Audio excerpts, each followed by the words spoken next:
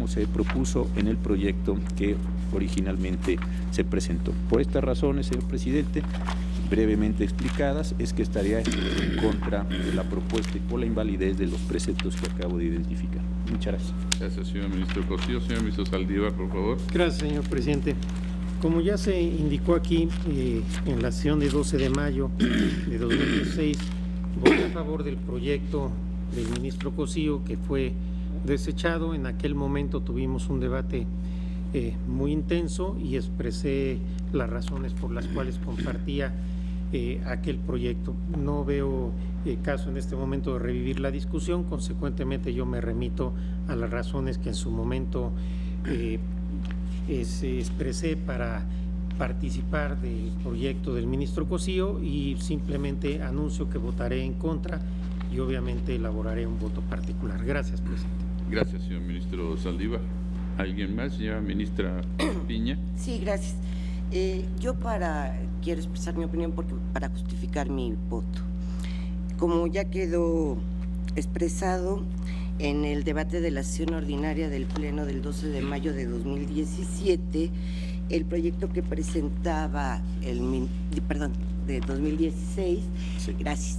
El proyecto que presentaba el ministro José Ramón Cosío partía de una premisa, y que la relación entre los miembros de los cuerpos policíacos y el Estado no era de naturaleza administrativa, y que por lo tanto teníamos que abandonar la postura que siempre había sustentado la Corte en cuanto a ese tópico en específico, y al no tener la naturaleza, no tener la relación laboral naturaleza administrativa, por lo tanto no se encontraban excluidos del ámbito de tutela de los derechos laborales consagrados en el artículo 123 constitucional. Esta era la premisa de la que partía el proyecto del señor ministro Cosío, y sin embargo tenía otros argumentos que abonaban esa postura. En esa ocasión yo voté en contra del proyecto que se estaba presentando, básicamente porque yo sí considero que los miembros de los cuerpos de seguridad pública, la relación que ellos tienen es de naturaleza administrativa. Ahora, el proyecto que se nos está presentando es que parte precisamente de que es de naturaleza administrativa, y que ello provoca que estos cuerpos de seguridad pública, de servidores de seguridad pública, no se encuentren comprendidos en la fracción 13 del artículo, no se encuentren dentro de los derechos laborales que establece el artículo 123, apartado B de la Constitución. Se sigue un poco la misma lógica.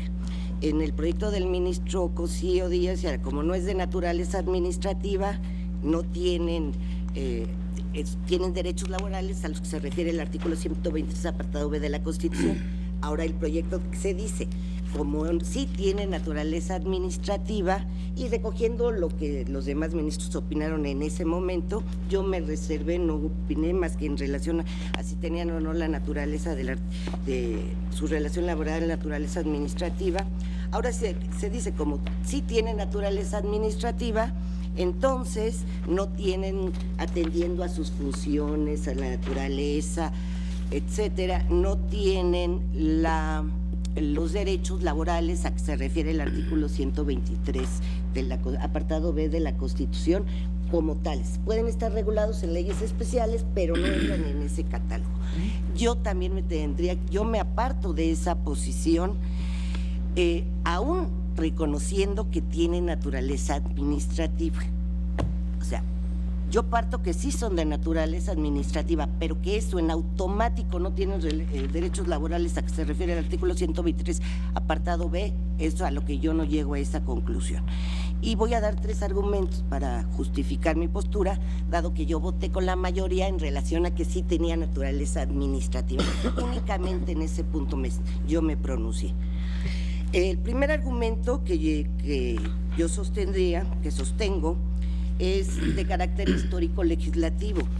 El primer párrafo de la fracción 13 que se analiza fue introducido por la reforma constitucional de 5 de diciembre de 1960, que fue precisamente la reforma que introdujo un apartado B del artículo 123 con el fin de reconocer los derechos mínimos laborales de los trabajadores al servicio del Estado. Del análisis del proceso legislativo que dio lugar a dicha modificación, se aprecia como un elemento central el reconocimiento de que la relación jurídica que une a los trabajadores con sus respectivos patrones es de distinta naturaleza de la que liga a los servidores públicos con el Estado, puesto que aquellos laboran para empresas con fines de lucro o de satisfacción personal, mientras que estos trabajan para instituciones de interés general, constituyéndose en íntimos colaboradores en ejercicio de la función pública. Todo ello lo desprendo del proceso legislativo. Aquí se reconoció que el trabajo no era simplemente una mercancía, sino que formaba parte esencial de la dignidad del hombre, por lo que debía ser siempre legalmente tutelado. En función de ello, se estimó necesario comprender la labor de los servidores públicos dentro de las garantías al trabajo que consigna el artículo 123 constitucional, con las diferencias que naturalmente se derivan de la diversidad de situaciones jurídicas en función de la relación laboral específica que realizaba. La adición que se propuso al texto constitucional comprendió la enumeración de los derechos mínimos de esta clase de trabajadores a efecto de asegurar en lo posible tanto su tranquilidad y bienestar personal como el de sus familiares, los cuales comprendieron en términos generales jornada máxima, tanto diurna como nocturna, descansos semanales, vacaciones, salarios, permanencia en el trabajo, escalafón para los ascensos, derechos para asociarse, uso del derecho de huelga, protección en caso de accidentes y enfermedades, así profesionales como no profesionales, jubilación, protección en caso de invalidez, vejez y muerte, centros vacacionales y recuperación, etcétera. Del proceso de reformas que dio lugar a la introducción del primer párrafo de la fracción 13 del artículo 123, apartado B, yo no desprendo en ningún sentido la intención del constituyente permanente de excluir a este tipo de servidores públicos de la protección de los derechos laborales que se reconocen en el propio apartado.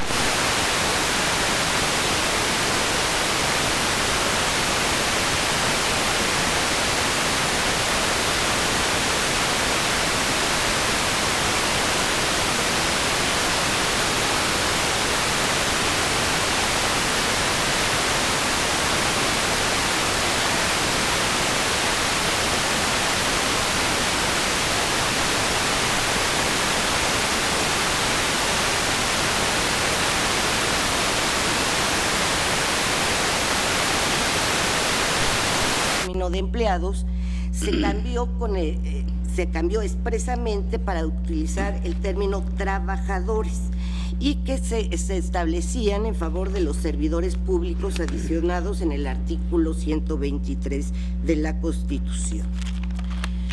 El segundo argumento para que yo considero que sí tienen derechos laborales es que este tipo de servidores públicos no se encuentran excluidos del catálogo de derechos del apartado B a partir de considerar un enfoque de derechos humanos. El artículo primero constitucional establece que en los Estados Unidos mexicanos todas las personas gozarán de los derechos reconocidos en la Constitución y en los tratados internacionales de los que el Estado mexicano sea parte, cuyo ejercicio no podrá restringirse ni suspenderse, salvo en los casos y bajo las condiciones que la propia Constitución establece. Señala que las normas relativas a los derechos humanos se interpretarán de conformidad con la Constitución y con los tratados internacionales de la materia, favoreciendo en todo tiempo a las personas la protección más amplia. De lo anterior, yo desprendo que entre las normas que reconocen derechos humanos y las que los restringen, existe una relación de regla-excepción, en donde la regla general debe ser la de máxima amplitud en el ejercicio de los derechos humanos y lo excepcional debe ser su excepción. Si reconocemos que la restricción de derechos humanos tiene un carácter excepcional, entonces se surte la vieja regla de derecho que establece que las excepciones no se presumen, sino que deben ser expresas. Lógica que ha sido reconocida incluso por este Tribunal Pleno en la contradicción de tesis 293/2011. De rubro derechos humanos contenidos en la Constitución y en los tratados internacionales. Constituye el parámetro de control de irregularidad constitucional, pero cuando en la Constitución hay una restricción expresa al ejercicio de aquellos, se deberá estar a lo que establece el texto constitucional. Al margen de la tesis, en el criterio, lo que apoya mi postura es que se establece que las restricciones en este sentido tienen que ser expresas por tratarse de la excepción a la regla general. También el Tribunal Pleno resolvió el amparo en revisión 295/2014 relacionado con la constitucionalidad de la Ley General del Servicio Profesional Docente en diversas sesiones públicas de junio de 2015. Y en esas sesiones se determinó que las restricciones constitucionales no podían ser implícitas, por lo que lo previsto en el artículo 3 constitucional relativo al sistema de evaluación del personal docente no debía interpretarse como una restricción al no existir un texto expreso en ese sentido. A partir de lo anterior, considero que la exclusión de los servidores públicos a que se refiere la fracción 13 del régimen de derechos mínimos que contempla el propio apartado B constituiría a mi juicio una restricción constitucional y por lo tanto tendría que existir una restricción expresa porque no se podría derivar un mandato implícito al derivarlo a las leyes que lo regulan. Es decir, el que se establezca que este tipo de servidores se regirán por sus propias leyes no infiero ni puedo interpretar que estos servidores públicos se encuentren excluidos del apartado B, pues de ser así entonces no tendría sentido la regulación que se incluyera en el propio artículo 123 constitucional. Considero que una interpretación más armónica de esta porción normativa nos conduciría a sostener que estos servidores públicos prima facie se encuentran inmersos en la tutela constitucional que establece el apartado B, por lo que son titulares de derechos laborales que ahí se prevé, en la medida que sean compatibles con la especial naturaleza de la función que desempeñan. Por eso se establece con relación a estos servidores públicos que podrán regirse o señalarse modalidades o limitaciones a estos derechos laborales, a efecto de que encontrar esta compatibilidad siempre y cuando ello tampoco implique vaciar de contenido la tutela constitucional establecida.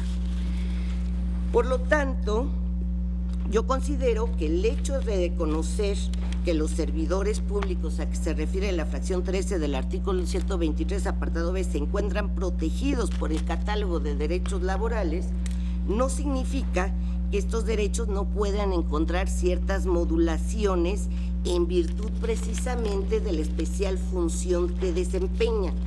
Un aspecto que desde luego debe ser tutelado y analizado a la luz de diversos principios. El tercer argumento está relacionado con la lógica interna del precepto analizado. Si consideramos que la primera parte de la fracción 13 del artículo 123, apartado B, constituye una cláusula de exclusión de dichos servidores públicos respecto de la protección otorgada por el catálogo de derechos reconocidos en el referido apartado, entonces yo considero que desde un punto de vista estrictamente lógico pierde el sentido el segundo párrafo de dicha fracción. En este párrafo se dice que si la autoridad jurisdiccional resolviera que la separación, remoción, baja, cese o cualquier otra forma de terminación del servicio en perjuicio de esta clase de servidores fue injustificada, el Estado solo estará obligado a pagar la indemnización y demás prestaciones a que tenga derecho, sin que en ningún caso proceda su reincorporación al servicio, cualquiera que sea el resultado. Incluso la segunda sala así lo ha interpretado, tratándose precisamente de cuerpos de seguridad pública, porque ha establecido que la prohibición de reinstalar en su cargo a los miembros de las instituciones policiales, prevista por el artículo 123, apartado B, fracción 13 de la Constitución, es aplicable en todos los casos, independiente de la razón que motivó, y ha dicho que entonces lo que tienen derecho es a una indemnización precisamente con fundamento en el artículo 123 de la Constitución, es decir, los cuerpos de seguridad pública, que es lo que estamos analizando. Finalmente, también hay otra tesis de la segunda sala que, tratándose de miembros de seguridad pública, dice: la indemnización prevista en el apartado 123, apartado B, fracción 13, segundo párrafo de la Constitución Política de los Estados Unidos Mexicanos, comprende el pago de 3 meses de sueldo y de 20 días por cada año laborado, abandonando una tesis anterior. Es decir, la propia segunda sala sí analiza la separación de los cuerpos de seguridad pública a la luz del 123, apartado B, y en ese sentido sí tendrían derecho a los derechos que establece el propio apartado, el propio artículo 123. Entonces, en automático no se les puede excluir a estos servidores. También en el proyecto, como bien lo dice, se reconoce que en el convenio 87 sobre la libertad sindical y la protección del derecho de sindicación y la Convención Americana sobre Derechos Humanos, se prevé que la libertad de asociación puede estar restringida en función de que tales funciones sean necesarias en una sociedad democrática en interés de la seguridad nacional, de la seguridad o del orden público, o para proteger la salud o la moral pública o los derechos y libertades de los demás. O sea, sí se pueden establecer este tipo de modalidades.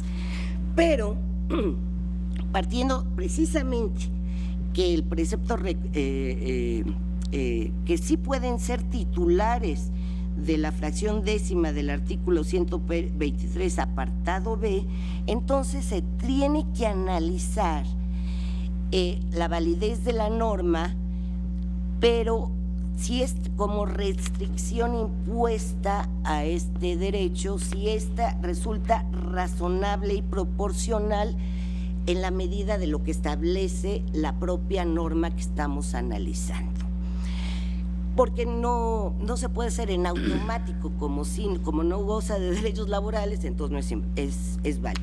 Yo considero que sí goza de esos derechos y que tendríamos que analizar en función de la propia norma y en atención a si es razonable y proporcional tal restricción, si es válida o inválida la norma. La norma dice: asociarse, además de lo señalado en el artículo anterior, será un motivo de remoción para los integrantes de las instituciones policiales, cualquiera de las siguientes conductas: asociarse, coma, formar parte o intervenir en sindicatos o agrupaciones, coma, ya sea para reclamar sus derechos o para presionar a los mandos en relación a cuestiones de servicio, coma, funciones, coma, prestaciones, coma, o cualquier otra cosa. Partiendo de la premisa de que establecer una limitación al derecho de asociación de los cuerpos de policía en sí mismo no necesariamente torna en inconstitucional el precepto legal.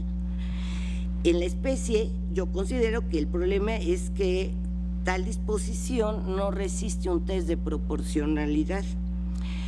¿Y por qué? Porque el establecer la prohibición de asociación en forma absoluta como una causa de remoción de los miembros de los cuerpos de policía, a mi juicio, constituye una medida excesivamente restrictiva del derecho, en tanto tiene un efecto completamente inhibidor de la conducta.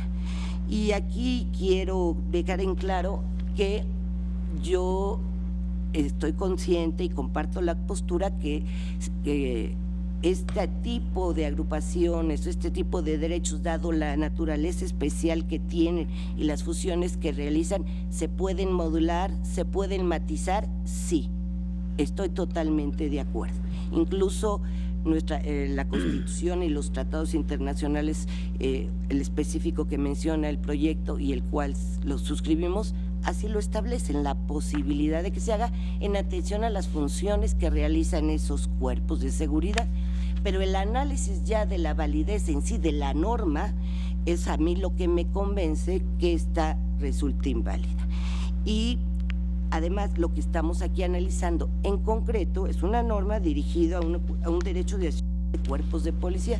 En la sesión pasada, el ministro Saldívar, cuando se discutió, sí señaló que no podría estar realizando comparativas con el derecho de huelga y con los cuerpos militares, que se tendría que analizar la norma en sí misma considerada.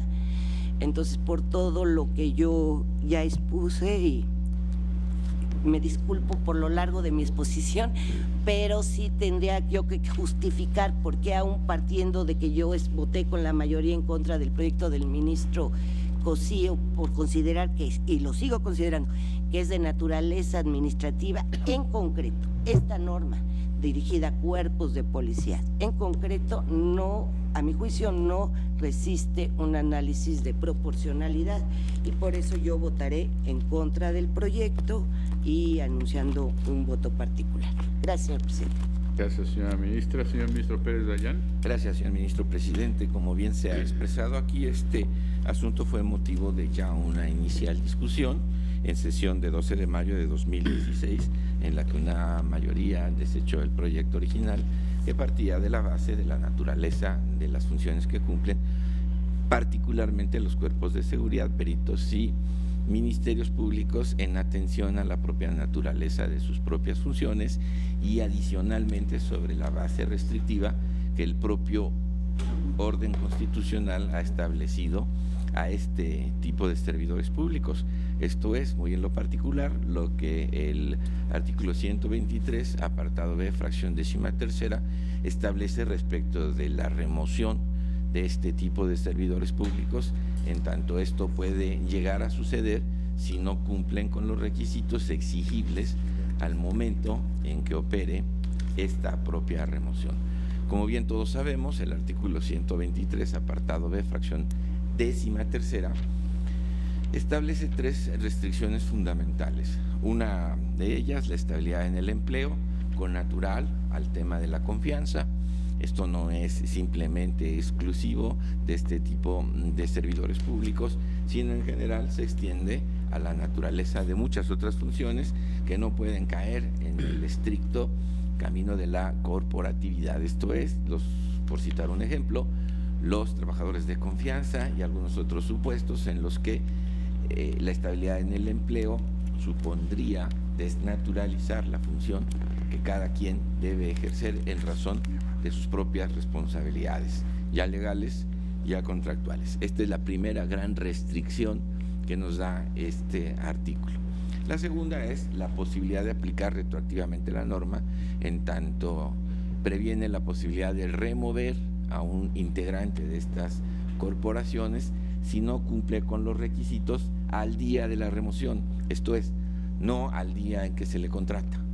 Puede ser entonces que la legislación en ese sentido se modifique exigiendo un requisito adicional a los que ya se tenían, y bajo esta perspectiva, si no se cumple con los requisitos al día de la remoción, esto supone que se dé esta figura, y en ese sentido no se puede alegar aplicación retroactiva de la ley, pues es la propia Constitución la que autoriza a que se deje de cumplir con el servicio, removiendo al servidor público por no cumplir los requisitos al día en que se le remueve.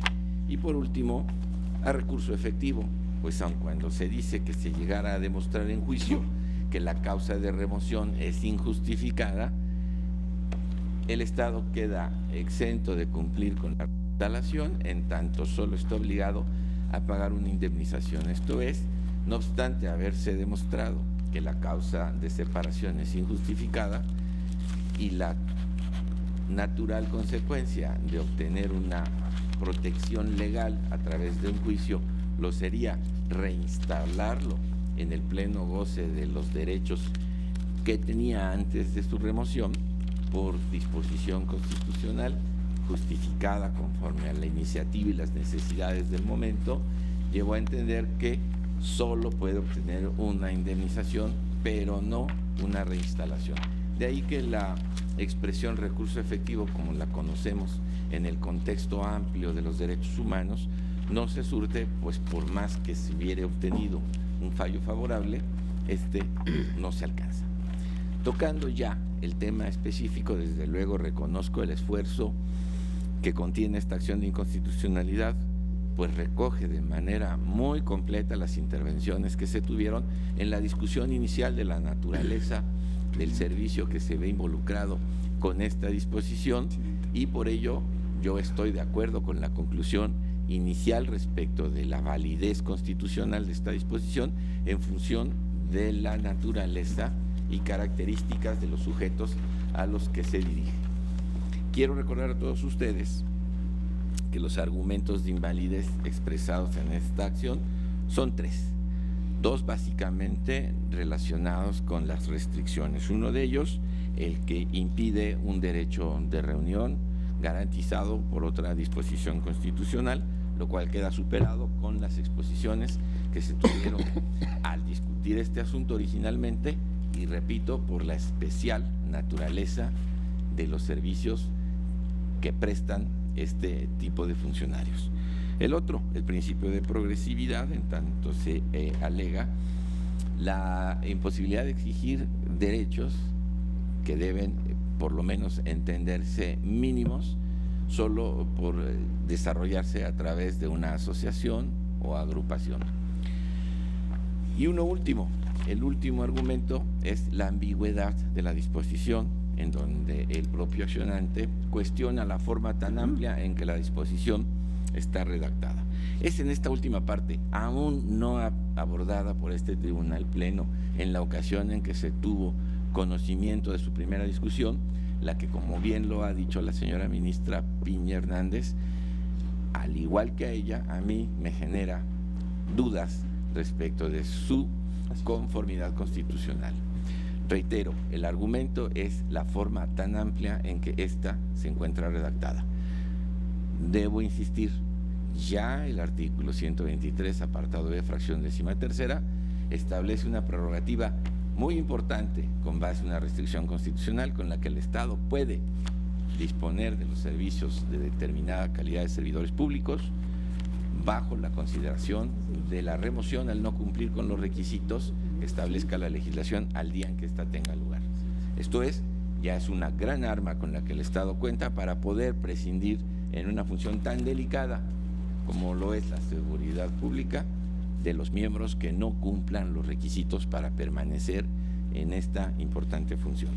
Sin embargo, esta misma amplia posibilidad debe llevar a que la legislación que establezca las causas de remoción tiene que ser lo más exacta posible, porque recuerden que aun cuando se considerara un tema de invalidez por un supuesto tan ambiguo, aún ganando un juicio no se repone al afectado en el derecho que venía gozando, pues no se le restablece en el trabajo. A lo único que se le alcanza es a una indemnización. El artículo establece, además de lo señalado en el artículo anterior, serán motivos de remoción para los integrantes de las instituciones policiales cualquiera de las siguientes conductas. Fracción 10ª, asociarse, formar parte o intervenir en sindicatos o agrupaciones, ya sea para reclamar sus derechos o para presionar a los mandos en relación a cuestiones del servicio, funciones, prestaciones o cualquiera otra. El análisis de esta fracción establece varios supuestos. Es causa de remoción asociarme, formar parte o intervenir en sindicatos para reclamar derechos o para presionar. Presionar es un elemento normativo del orden completa y absolutamente subjetivo. ¿Qué quiere decir presionar? El nivel de presión es algo que está relacionado exactamente en el sujeto pasivo de la acción misma. ¿Qué tanto puede sentirse alguien presionado? ¿Qué tanto puede no sentirse presionado? Depende del temperamento y carácter de cada persona. Hay quien se puede presionar con una mínima reacción, hay quien no puede aceptar una presión, ni aún con la presión, ni aún con la reacción más elevada que pueda expresarse en su contra. Pero no solo es ello, presionar a los mandos en relación a cuestiones del servicio, funciones, prestaciones o cualquiera otra, por cualquiera otra podemos imaginar la que sea. Si estoy sujeto yo a una relación con el Estado en función del servicio que presto como policía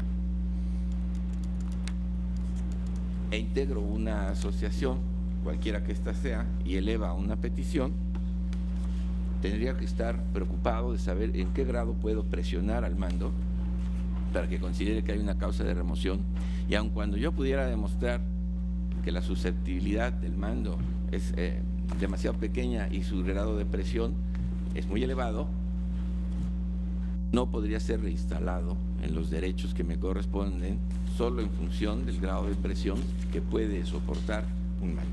Pero más aún, puede ser que no me reúna para presionar en cuestiones del servicio, funciones o prestaciones, pero que fuera cualquiera otra. No entiendo cuál pueda ser cualquiera otra puede ser tan variada como la imaginación misma. Me parece que esta explicación, esta redacción genera una desventaja que perjudica un tema de derechos humanos de quien se desempeña en una función policial, pues no tiene ninguna certeza de que cualquier sugerencia pudiera terminar por ser considerada una presión, en tanto así lo estimara y valorara el mando al cual yo correspondo, y no solo ello, sino incluso tampoco tendría yo la certeza sobre de cuáles posibilidades tengo para siquiera sugerir algo. Desde luego entiendo, y aquí lo advierto, el propio proyecto establece una posibilidad alternativa para ello, como lo dice en la hoja 83.147. Luego de analizar lo que quiere decir exactamente presión, dice, así entendida la norma impugnada, nada impediría que en el estado de Tlaxcala surgiera una asociación de policías integrada para incluso formular peticiones o presentar informes, estudios, diagnósticos, encuestas u otras evidencias a los mandos, siempre y cuando dicha asociación se limitara a compartir dichas inquietudes sin insistencia, condicionamiento o presión alguna. No entiendo cómo pudiéramos asegurar que no va a haber presión si este es un elemento subjetivo a cargo del mando, quien sabrá que una reunión puede ser intimidatoria o puede no serlo. Habrá que ver el grado de energía que se pone en la solicitud, la forma en que ésta se expresa, pero más aún cualquiera otra. Es posible entonces que bajo esa perspectiva, como aquí se ha dicho, aun cuando ya la propia codificación establece con toda precisión en las fracciones octava y novena lo que a mí me parece correcto, causa de remoción, hacer huelgas o cualquier índole, o formar parte de ellas, o hacer paros de labores o servicios, suspenderlos o interrumpirlos, me parece entonces excesivo considerar una fracción décima tan abierta que me impide no solo asociarme, sino además que con ella pudiera considerarse que presioné y que además puede ser para cualquier cosa, aún cuestiones que no tengan nada que ver con la función estrictamente policial. Esa es mi preocupación, de ahí que considerando el régimen tan estricto y extremo que establece la fracción 13ª, apartado B del artículo 123, en donde la remoción se da y una vez entregada así no hay manera de revertirla, sino salvo con la indemnización, soy partidario de que las disposiciones que permiten este tipo de figuras tengan que ser lo más exactas posibles, como lo son la 8 y la 9, que aseguran la continuidad del servicio al impedir que hagan huelgas o paros de cualquier tipo. Los siguientes me parecen probablemente excesos.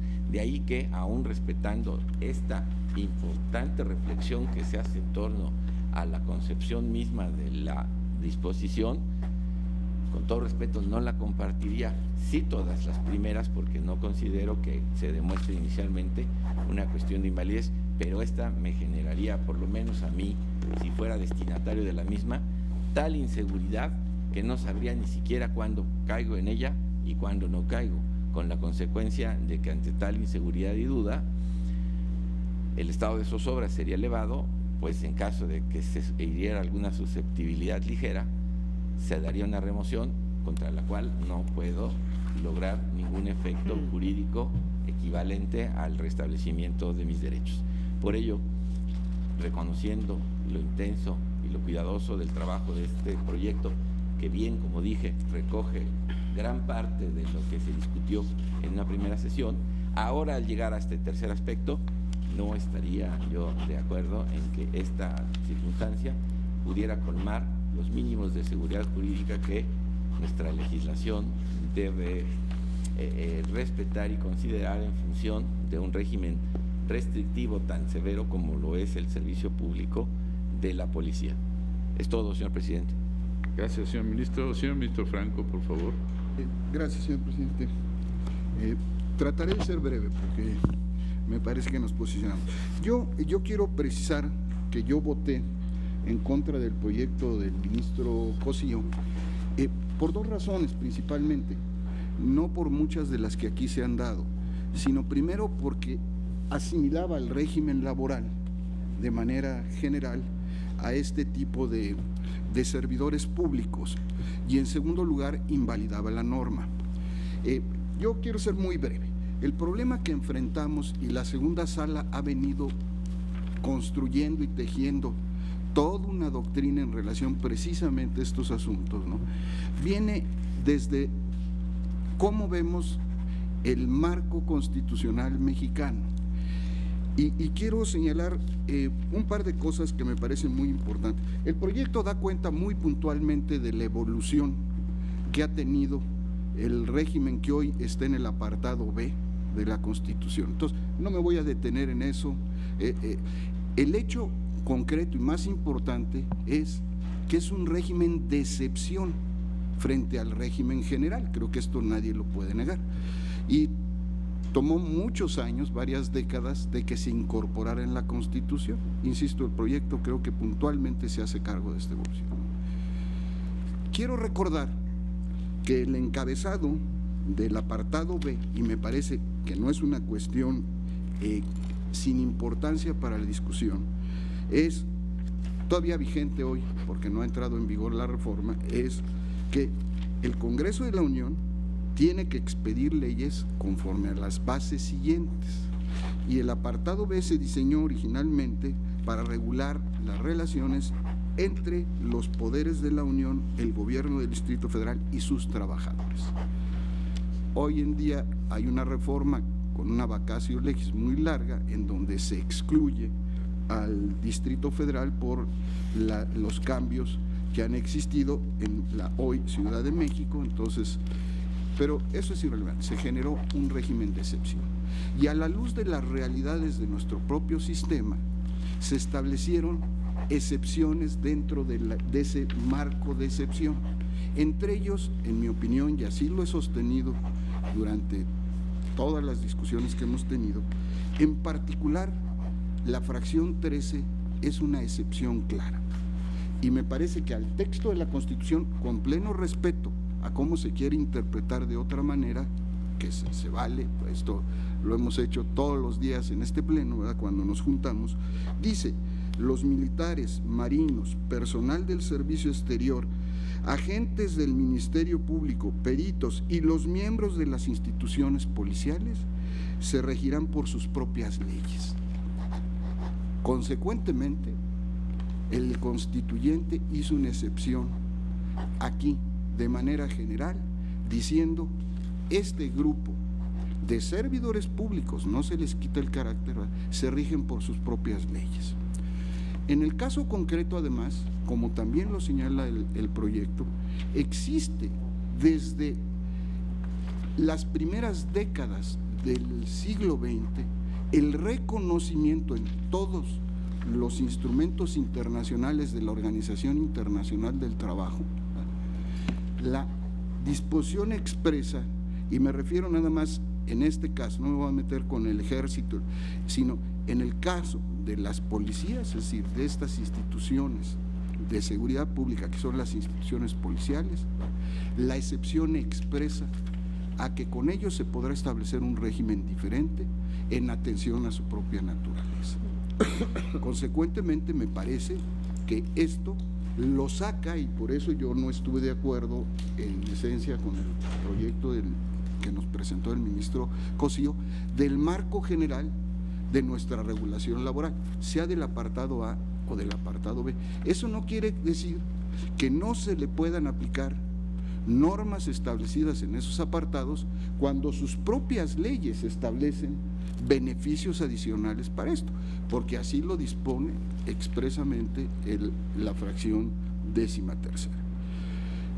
Yo entiendo que en este punto pues es donde ha habido una diferencia, pero a mí me parece que para facilitarle al ponente que tomó las ideas generales que dimos en aquella ocasión, yo lo que me voy a pronunciar esencialmente a favor del proyecto por estas razones.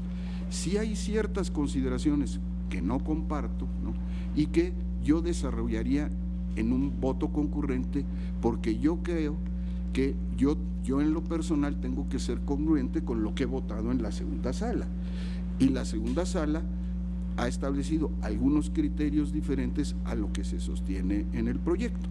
Consecuentemente, insisto, estando esencialmente en la parte medular, que es un régimen de excepción construido a nuestra propia realidad por el constituyente, reconocida su validez por los documentos creados por los órganos competentes internacionales, porque reconocen que en este caso también hay una excepción y que no se les debe, lo cambio mi expresión, no es que no se les deba.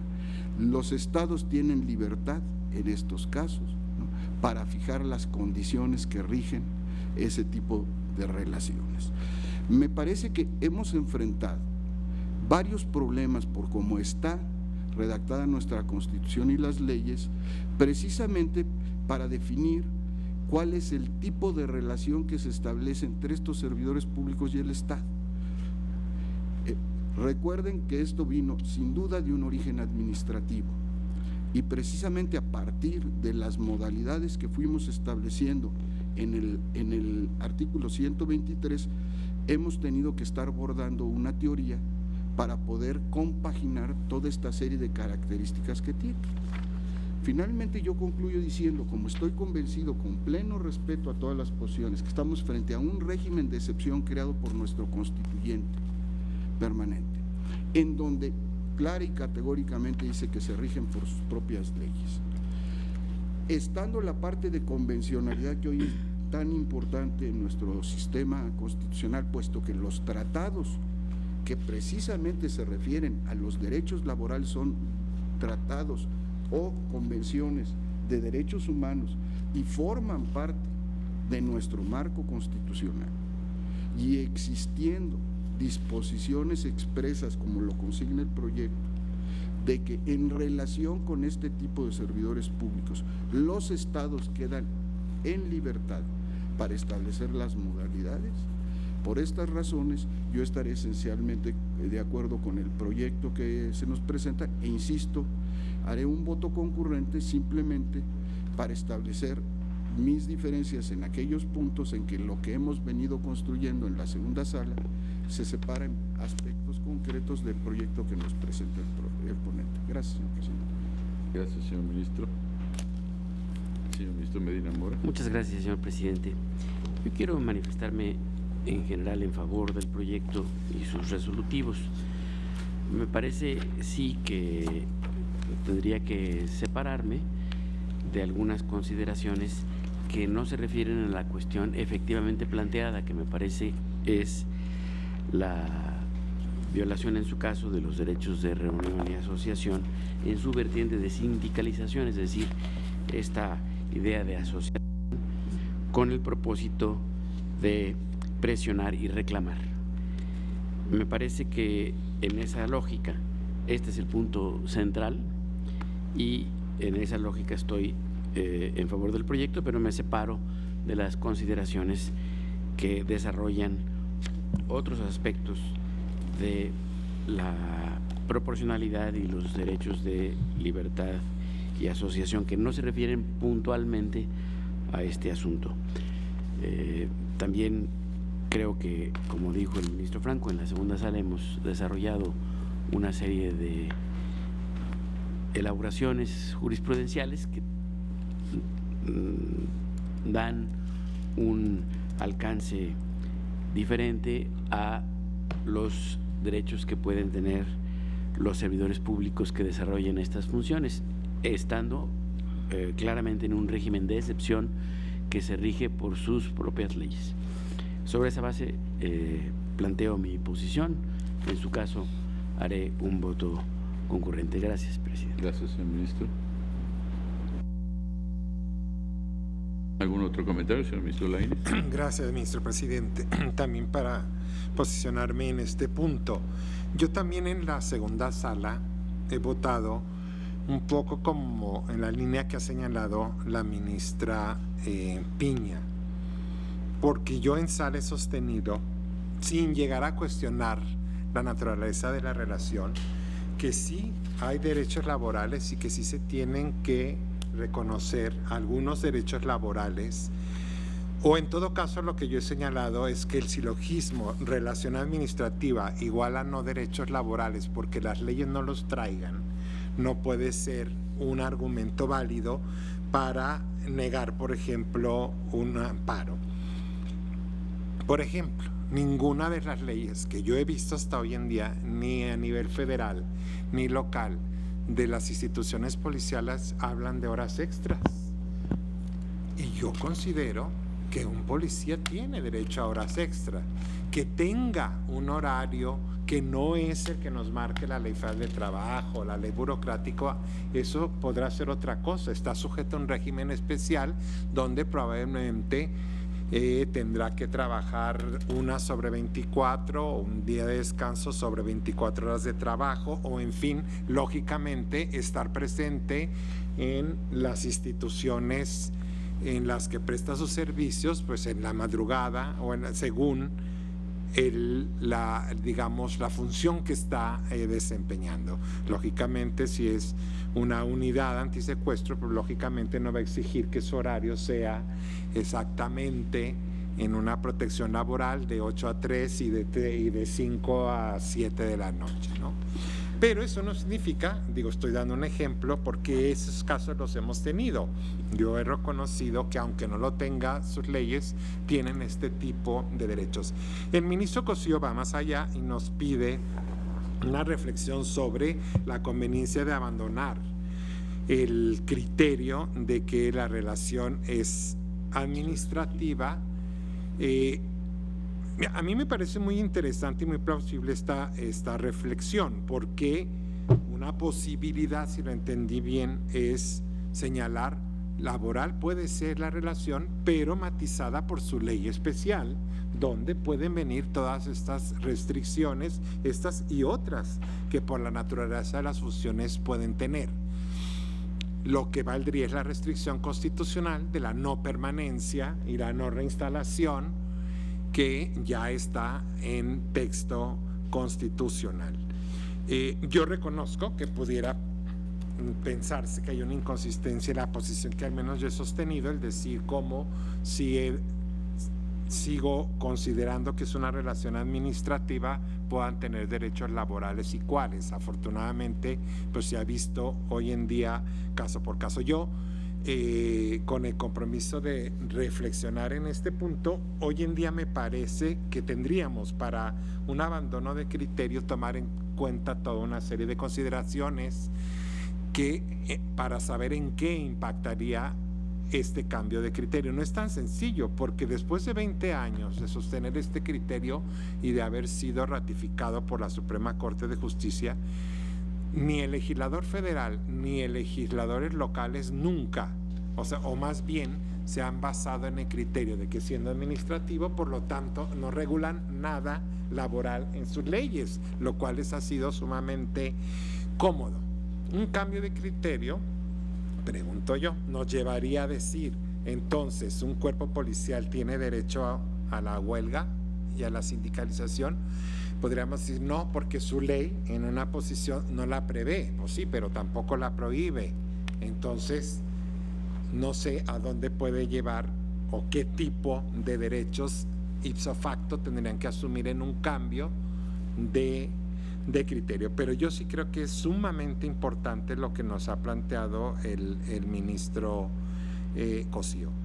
Yo en este momento, insisto, no me siento preparado en proponer o en apoyar el abandono de criterio, pero sí insistiría yo en la postura similar a la de la ministra Piña, que para mí relación administrativa no significa que no hay derechos laborales, y tampoco comulgo con la posición de que si no están forzosamente en las leyes, e insisto, claro que no están porque no legislan en materia laboral o no se han preocupado, y por eso me imagino que también nuestros colegas de la primera sala, nosotros en la segunda hemos tenido ya muchos casos de policías y agentes del Ministerio Público que vienen con ese tipo de reclamaciones que son además conformes con los derechos humanos o con el artículo primero, como, insisto, eso es porque lo tengo fresco, el de las horas extras, pero hay otros también.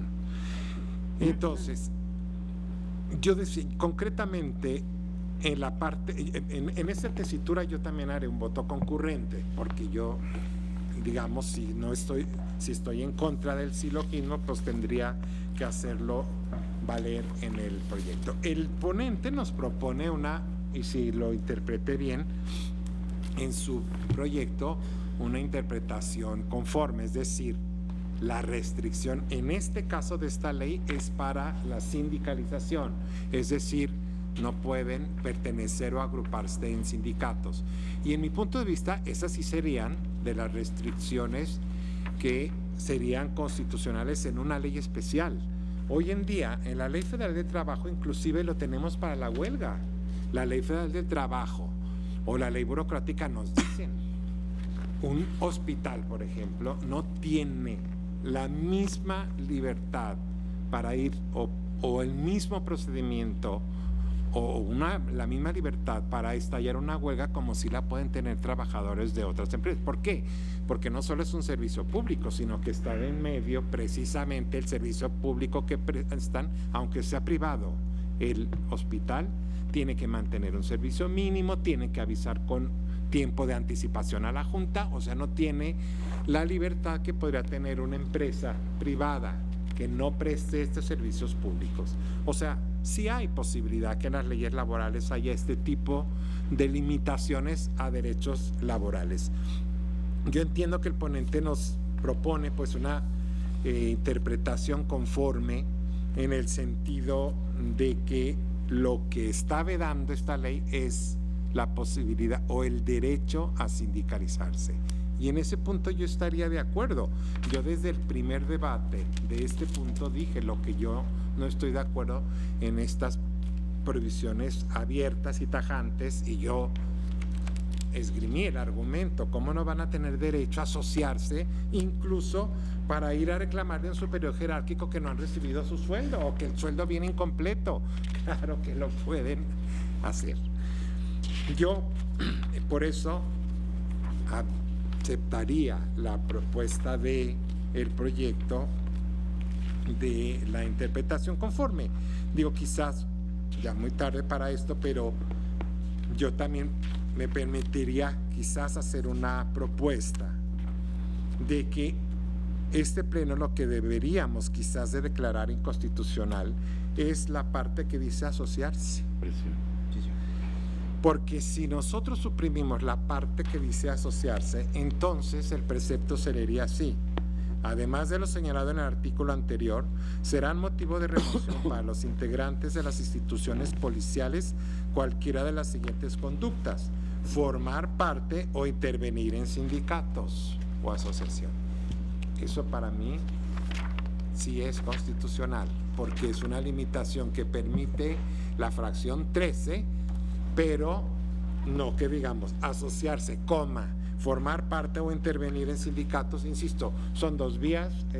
Yo venía a favor del proyecto porque el ponente nos propone dejar a salvo en una interpretación conforme cualquier otro derecho como es el de reunión y asociación, ¿no? Y pretendía, y entonces con esa interpretación el derecho de asociación estaría ligado al sindicato. Bueno, yo podría aceptarlo. La otra es lo que tenemos que suprimir, me parece a mí, es la prohibición de asociarse. Lo que sí se vale es la prohibición de formar parte o intervenir en sindicatos. Es todo, ministro presidente. Luego, entonces, ¿está usted a favor? Por el favor del proyecto. Ok. Si quiere meditar sobre esa propuesta, pero yo vendría con el proyecto con voto concurrente por las consideraciones. Bien. Y yo no me tardo. ¿Alguien más, señores ministros? Señor ministro Cosío. Muy brevemente, señor presidente. Yo el problema que encuentro es el siguiente.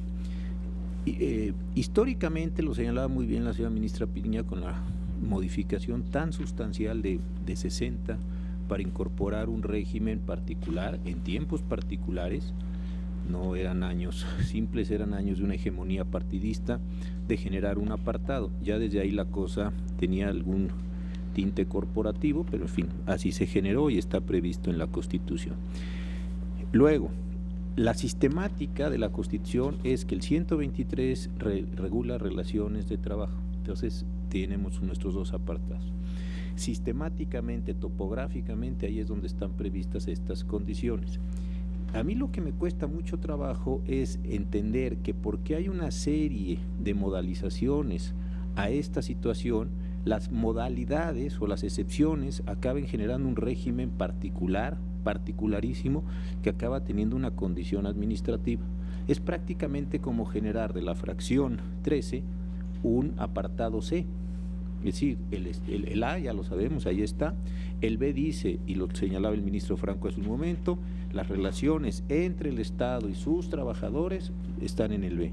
Y la fracción 13 prácticamente se está haciendo un apartado C. Las relaciones del Estado y sus administrados, para no usar la expresión laborales, sus trabajadores, como cualquier cosa, tienen una característica específica y se ha generado un apartado prácticamente particular para este tipo de personas.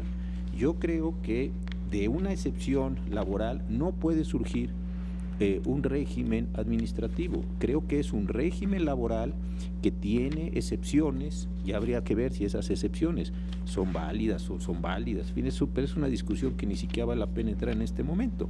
Creo que la condición laboral es la que lleva a decir, sí tienes un régimen laboral, como el resto de los trabajadores al servicio del Estado, pero por tratarse de una función particular, estas cosas no las puedes hacer o estas situaciones no van a estar protegidas por el derecho. Pero insisto, creo que esta es la manera para mí clara, que ahora es la que se está refiriendo el señor ministro Lainez, que un trabajador al servicio del Estado no puede hacer cosas, me parece que, y voy a usar este lenguaje tradicional que luego es un poco chocante, pero no creo que le cambie la naturaleza jurídica a la relación que está manteniendo con el Estado. Yo, por esta cuestión muy brevemente señalada y con el mayor respeto a la posición de todos ustedes o de los que están en contra de esta condición, creo que, o más bien sigo estando en contra del proyecto. Gracias, señor presidente. Gracias, señor ministro. Yo también estoy de acuerdo con el proyecto. Yo sustancialmente considero que sí es un régimen distinto, que la Constitución en el artículo 123, apartado B, fracción 13ª, establece dos grandes condiciones distintas del resto de las personas o miembros integrantes del Estado que participan en esa regulación. La fracción 13 empieza diciendo que los militares, marinos, personal de servicio, agentes del Ministerio Público, peritos y los miembros de las instituciones policiales se regirán por sus propias leyes. Quiere decir que no se regirán entonces por las disposiciones del apartado B del 123, sino por sus propias leyes. Leyes que para mí, en ese sentido, tienen un régimen distinto del laboral. Eso es como yo lo entiendo. Además, señalan para la cuestión de su reincorporación al servicio en caso de que se les destituya o cese, se especifica claramente que no podrán ser restituidos porque las condiciones de seguridad así lo permiten. Por cierto, en la segunda sala yo hice una salvedad respecto de este criterio porque para mí la no reinstalación solo se puede dar si el cese, destitución o cualquier otra forma están originados en los requisitos de permanencia o de responsabilidad, porque muchas veces, y sucede en la práctica, simplemente les dejan de pagar y ya no están ahí, y los dieron de baja sin ni siquiera hacer una valoración sobre su permanencia, ni mucho menos imputarles un procedimiento de responsabilidad. Para mí, ahí no se aplicaría esa disposición, pero bueno, esa es una cuestión colateral. En ese sentido, yo considero que el régimen sí es administrativo, que la propia Constitución lo estableció así y que por lo tanto se considera una excepción al régimen laboral, porque así lo determinó la Constitución. Paradójicamente, en la jurisprudencia 1-106 de 2010 de la primera sala, se estableció, y les leo el rubro: Policía Federal Ministerial. Sus agentes pertenecen constitucionalmente a un régimen especial donde no puede reclamarse la posible afectación a derechos laborales como el de estabilidad en el empleo o cargo o inmutabilidad de las condiciones de permanencia. Este criterio lo sostuvo la primera sala por unanimidad de votos y señaló que el hecho de que los miembros de las fuerzas policiales carezcan del derecho a la estabilidad en el empleo y a la inmutabilidad de toda condición de ingreso o permanencia en el cargo, se trata de una medida constitucional que se adoptó en congruencia con los principios del derecho internacional en la materia, particularmente en los artículos 9 del Convenio 87 sobre libertad sindical y protección del derecho a la sindicación, aprobado en junio del 48, 1, 2 y 3 del Convenio 151 sobre la protección del derecho de sindicación y procedimientos para determinar las condiciones de empleo en la administración pública, aprobado en 1978, ambos de la Organización Internacional de Trabajo, en los que se recomendó la no inclusión como trabajadores estatales de militares, marinos, cuerpos de seguridad pública en los derechos laborales, como también se les excluyó de los derechos de estabilidad por las características peculiares de sus servicios.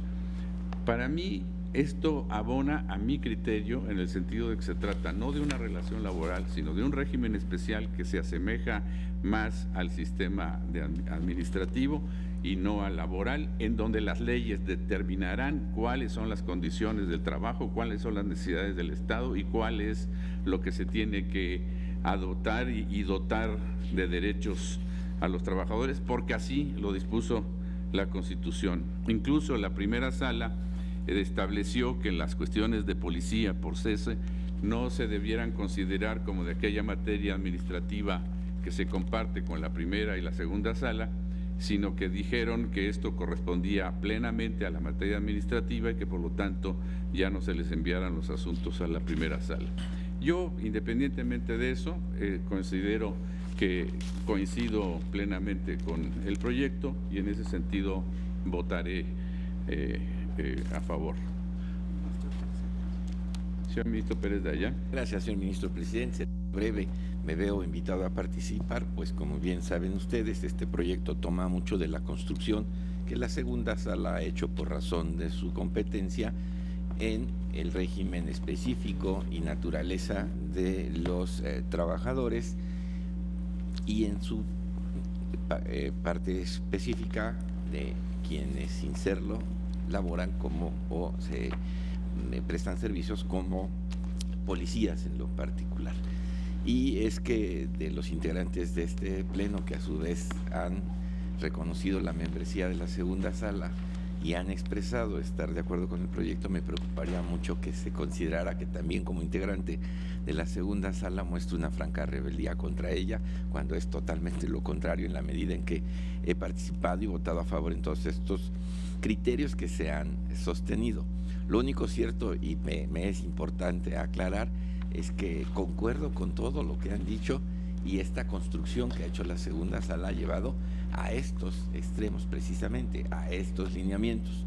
Mas, sin embargo, el que la Constitución diga que estas categorías de servidores públicos se rigen por sus propias normas, solo es, como lo dijo el señor ministro José Ramón Cosío, un régimen muy particularizado, que bien, hasta si me exigen, podría ser un apartado C, más porque tengan un régimen legal especial en donde se encuentren determinadas sus funciones, responsabilidades y competencias, no supone que estas leyes puedan contener lo que sea.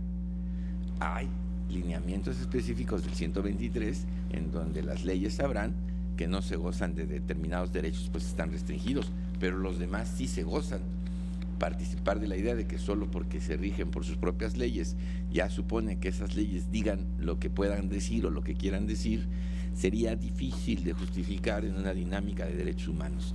Sí es cierto, se rigen por sus propias leyes, mas sus propias leyes también serán motivo de impugnación, como lo es acá.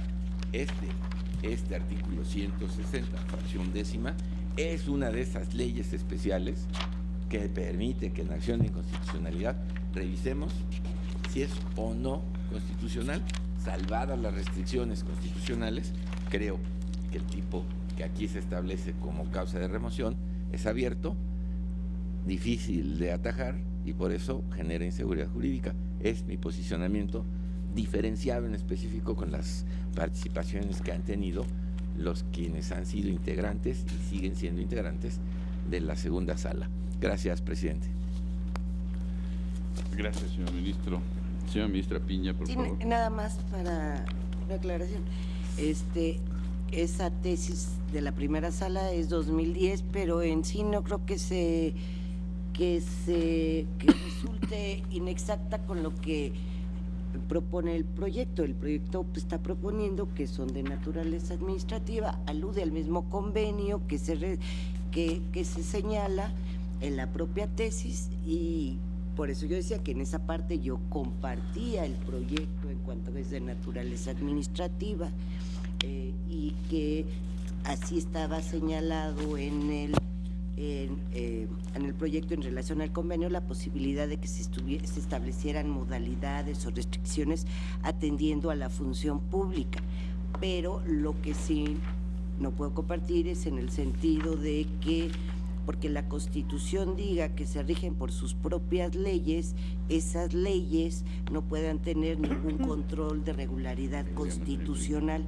O sea, no es una patente para que se establezcan respecto de estos miembros específicos que señala el artículo cualquier transgresión a sus derechos fundamentales. Yo no puedo coincidir con eso, el que se diga conforme a sus propias leyes pueden hacer lo que quieran, pueden violar todos los derechos fundamentales establecidos en la Constitución. Como yo no comparto esta acepción, que respetuosamente se puede compartir o no, pero yo sí considero, por eso yo fui a la norma en concreto, sí. Y pasado los escalones, aún coincidiendo con la premisa del ministro Pardo, que lo estableció en el sentido que lo dijo la mayoría, y conforme a las convenciones que él también cita en el proyecto, al analizar la norma concreta, yo no considero que pase el parámetro de regularidad constitucional, y por eso yo voto en contra en este asunto. Gracias. Gracias, señora ministra. ¿Alguna observación, señor ministro ponente? Gracias, señor presidente. Pues pareciera, después de escuchar las opiniones que se han vertido en la discusión, que la intención de recoger adecuadamente las posturas o las posiciones de la señora y los señores ministros pues no se cumplió tan adecuadamente.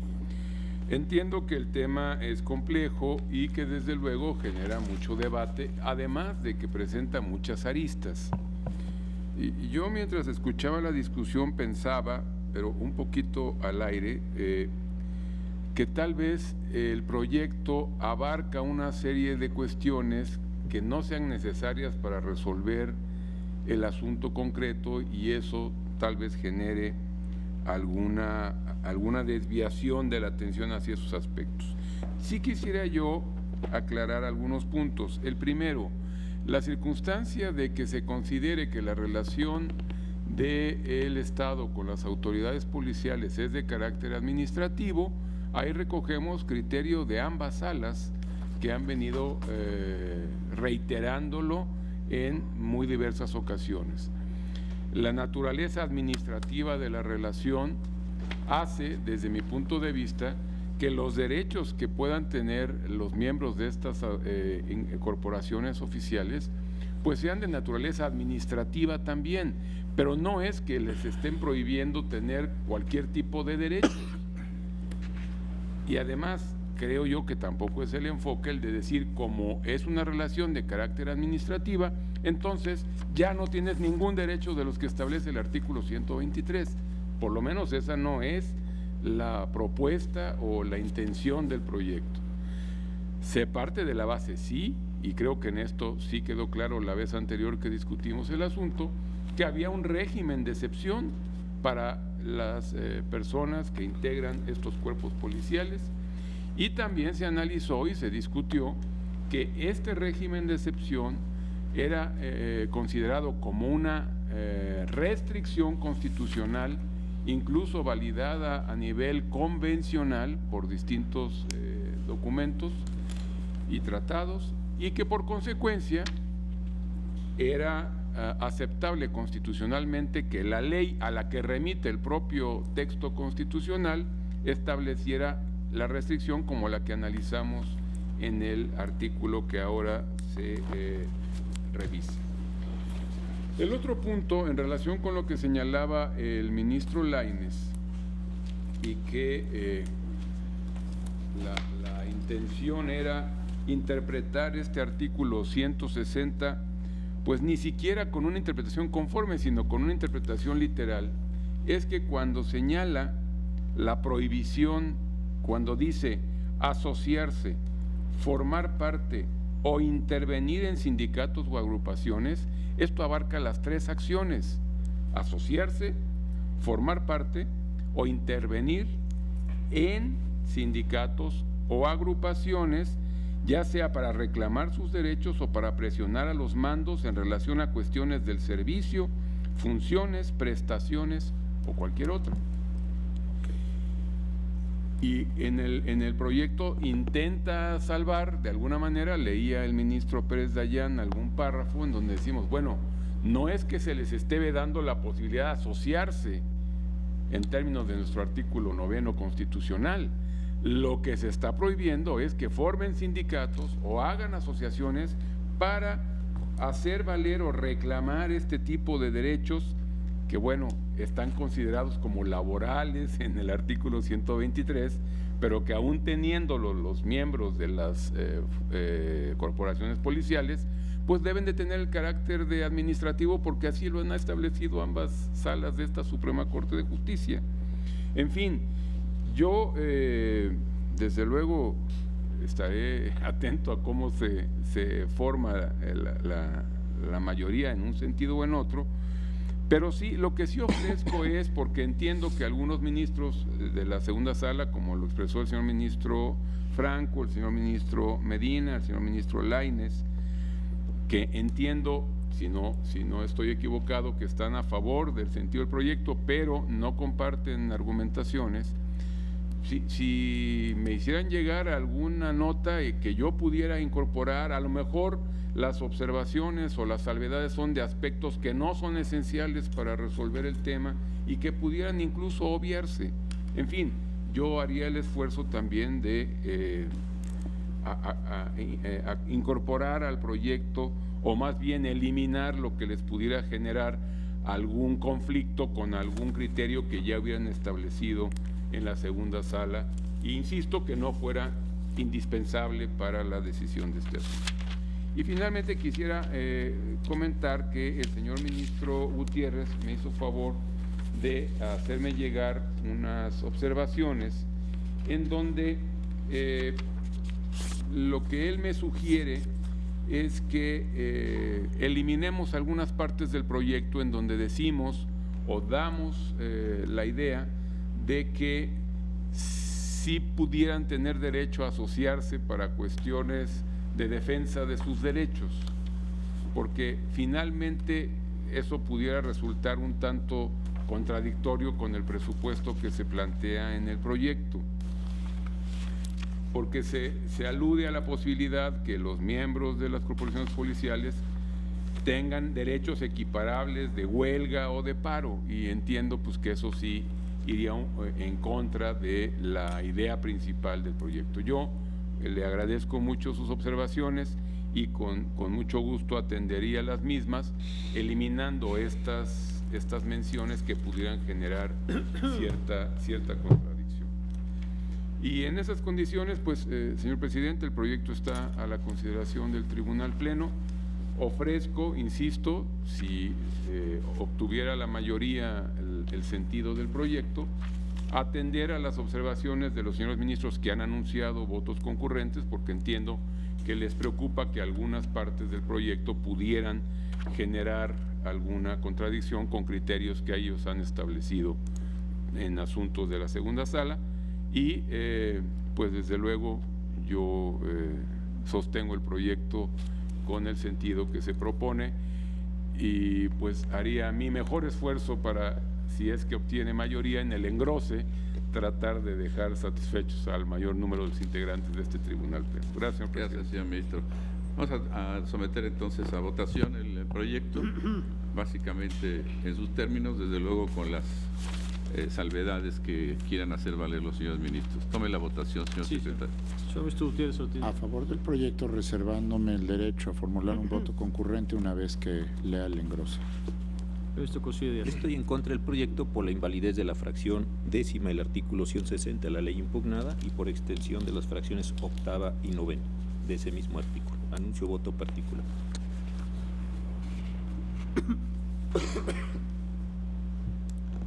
Señor ministro Franco González Salas.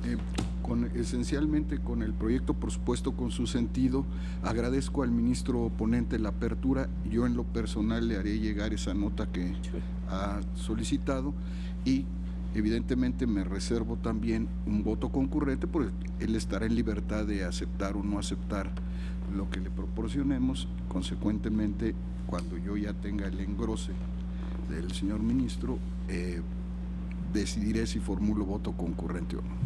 Señor ministro Saldívar Ledo de la Rea. En contra, en el mismo sentido que se expresó el ministro Cosío, y anuncio voto particular. Señor ministro Pardo Rubio. A favor del proyecto. Señor ministro Piña Hernández. En contra y con voto particular. Señor ministro Medina Mora. A favor del proyecto, agradeciendo la disposición del ponente a incorporar algunas observaciones. Señor ministro Lainez Potisek. A favor del proyecto, también reservándome para ver el engrose. Gracias.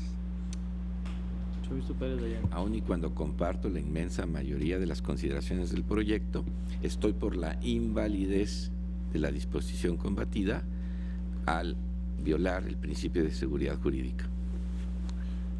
Señor ministro Presidente Aguilar Morales. A favor del proyecto.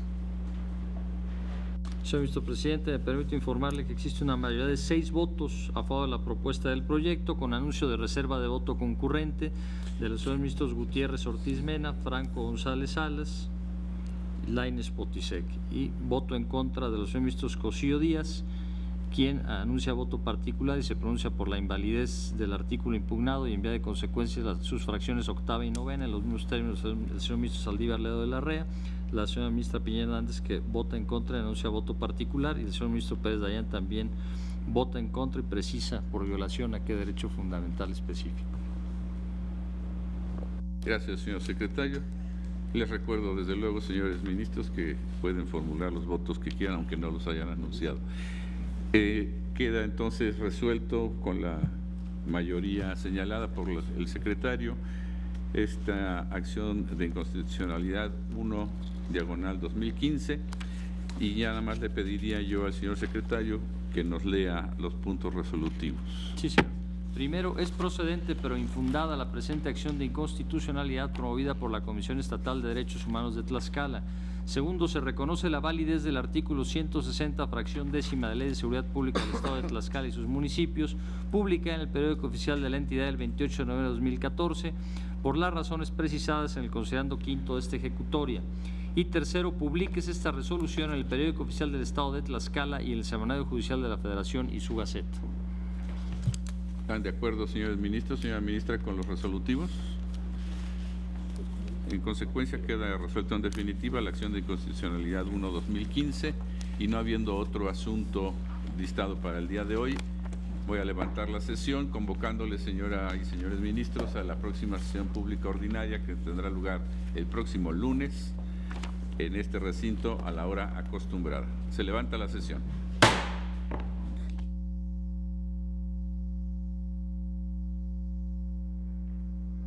Concluyó la sesión ordinaria del Tribunal Constitucional de nuestro país, donde el Pleno estudia y resuelve dos asuntos. En primer término, un incidente de cumplimiento sustituto en el expediente número 19, diagonal 2016, un asunto importante en términos del artículo 107, fracción 16ª de la Constitución Política de los Estados Unidos Mexicanos, un planteamiento que se vincula en el caso al cumplimiento de una sentencia emitida por la autoridad jurisdiccional en la entidad federativa Durango, en las instancias del Poder Judicial de la Federación, participando el Juzgado Segundo de Distrito en aquella entidad federativa y el Segundo Tribunal Colegiado del 25º Circuito del Poder Judicial de la Federación, y el Pleno de la Suprema Corte de Justicia de la Nación resuelve que es procedente el incidente de cumplimiento sustituto y se actuará en ese sentido de acuerdo al artículo 107, fracción 16ª de la Constitución Política Federal. Ese ha sido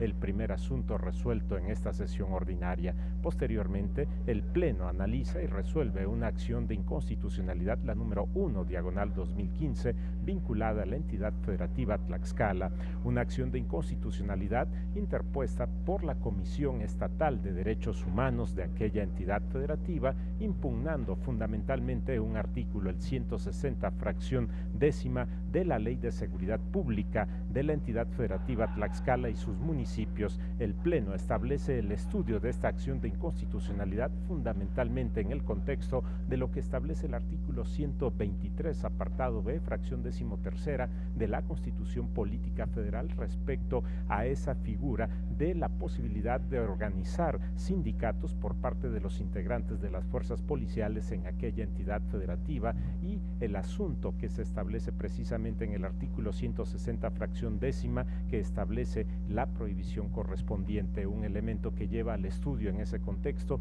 y el Pleno establece por una mayoría de votos la situación de validez de este artículo 160, fracción 10ª de la Ley de Seguridad Pública de la entidad federativa Tlaxcala y sus municipios. Este es el resolutivo en esta acción de inconstitucionalidad, expediente número 1, diagonal 2015. Son estos los dos asuntos resueltos por el Tribunal Constitucional de nuestro país en esta sesión ordinaria. Agradecemos a todos ustedes la atención a su programa, El Pleno en Vivo. Se despide José de Jesús Cruz y Baja, invitándoles para que en punto de las 9 de la noche puedan dar seguimiento, acceso directo en el espacio noticioso del canal judicial, y agradeciendo su interés en este ámbito de interpretación constitucional en el Estado mexicano. Por su atención, gracias.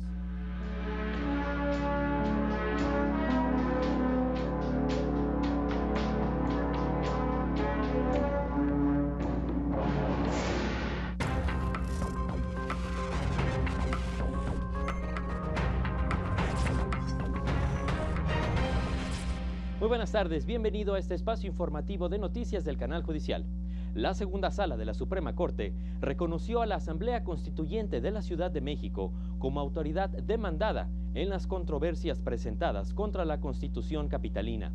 De esta forma, el constituyente podrá presentar los argumentos correspondientes para sostener la validez de esa norma. Estoy de acuerdo con el proyecto, que tiene como autoridad demandada a la Asamblea Constituyente de la Ciudad de México y al jefe de gobierno de la misma, y como tercer interesado a la Asamblea Legislativa del Distrito Federal. El uso de tecnología para monitorear a las personas bajo arresto domiciliario solo beneficia a quienes tienen los recursos económicos para acceder a ellos. Esta fue una de las conclusiones de un foro sobre el tema, en el que diversos especialistas analizaron el fallo de la Suprema Corte sobre la acción de inconstitucionalidad promovida por la Comisión Nacional de los Derechos Humanos en relación a diversos preceptos de la Ley Nacional de Ejecución Penal. ¿Qué sucede entonces hoy? Sucede que todo aquel sentenciado que hoy cumpla con los requisitos del artículo 137 y que ya sea que él o su familia por las condiciones económicas se lo permiten, puede finalmente pagar a la autoridad penitenciaria el brazalete para efecto de, como lo manifestó el ministro Cosío, no estar en esa espera, en esa fila que está en las instituciones o en los centros penitenciarios. En la implementación del sistema de justicia para niñas, niños y adolescentes hay retrasos importantes, sobre todo en las 62 tareas prioritarias que se deben realizar, señalaron expertos en un seminario. Sí tenemos un retraso y hay que poner a trabajar, pero en eso estamos. Y los expertos de la Unión Europea en México encontraron a partir de la ley 62 tareas que hay que hacer.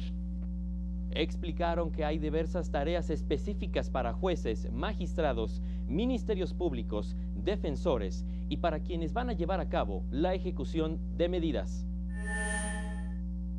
Muchas gracias por acompañarnos. Lo invitamos a que siga pendiente de los espacios de noticias del canal judicial. Hasta luego. Buen provecho.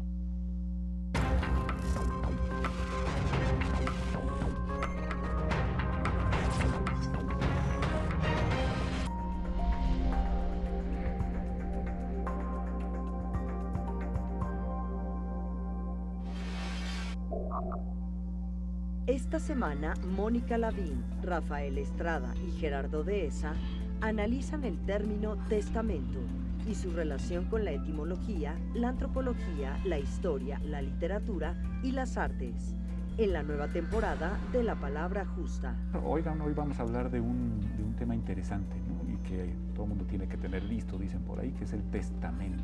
Mira, una frase de Quevedo, que me parece, bueno, con esta ironía del escritor Francisco de Quevedo, Siglo de Oro Español: la enfermedad más peligrosa después del doctor es el testamento. Más han muerto porque hicieron testamento que porque enfermaron. Esta palabra testamento es una palabra dentro de la lengua latina, es una palabra compuesta. Se deriva del verbo testor, testari, que bueno, significa dar testimonio, dar fe, que a su vez se compone de testis, y la palabra testis todavía tiene una composición muy particular. Se compone del numeral 3, del número 3, y del verbo stostare, estar, inmóvil. Jueves 20 horas.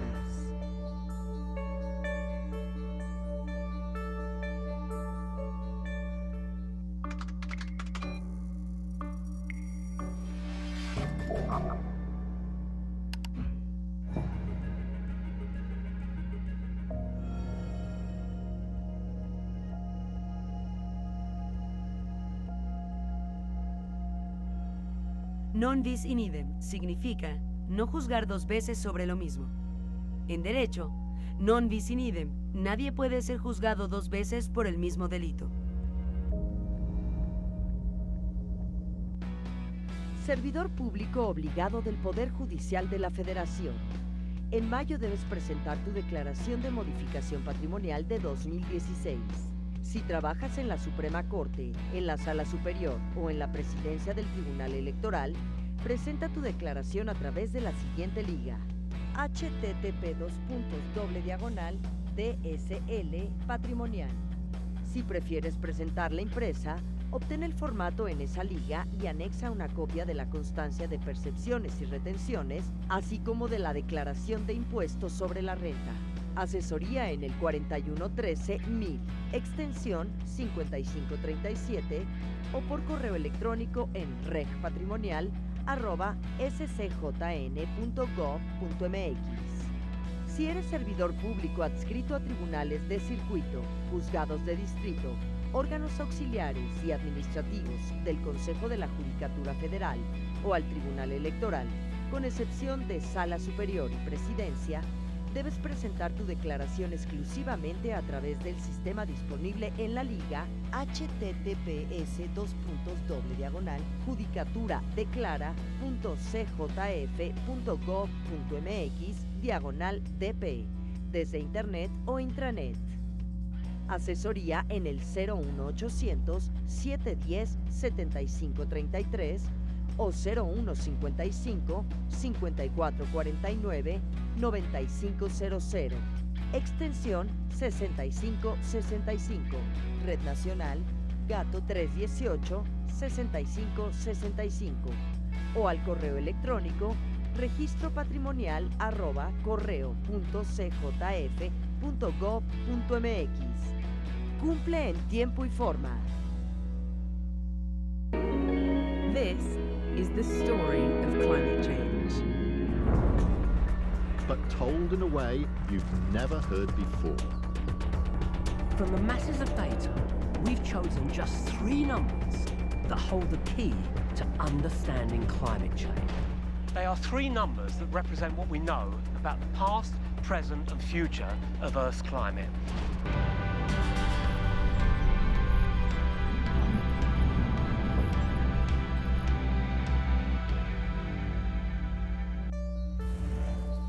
Domingo, 22 horas.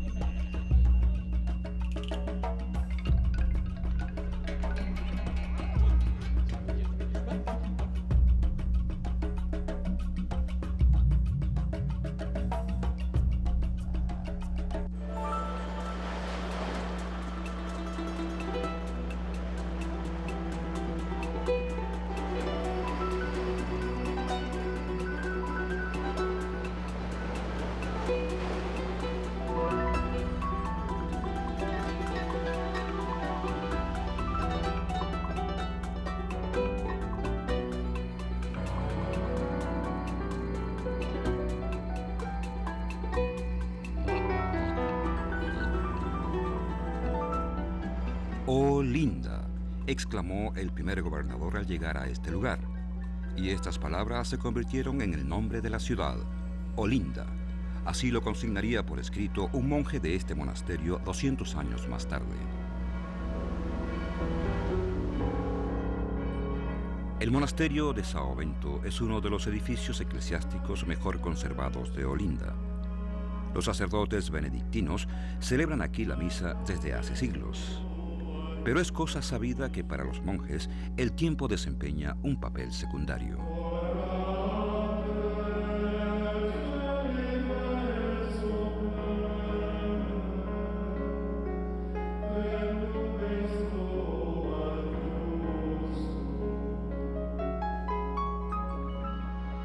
A los ojos del observador, sus sempiternos rituales forman parte de la historia de la localidad. Hoy, como antaño, los frailes oran cada mañana ante el suntuoso altar mayor del monasterio. Los primeros monjes benedictinos llegaron a Olinda a fines del siglo XVI.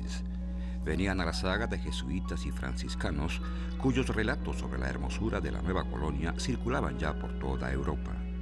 Ya desde entonces, los frailes vieron en el singular atractivo de Olinda una promesa para el futuro.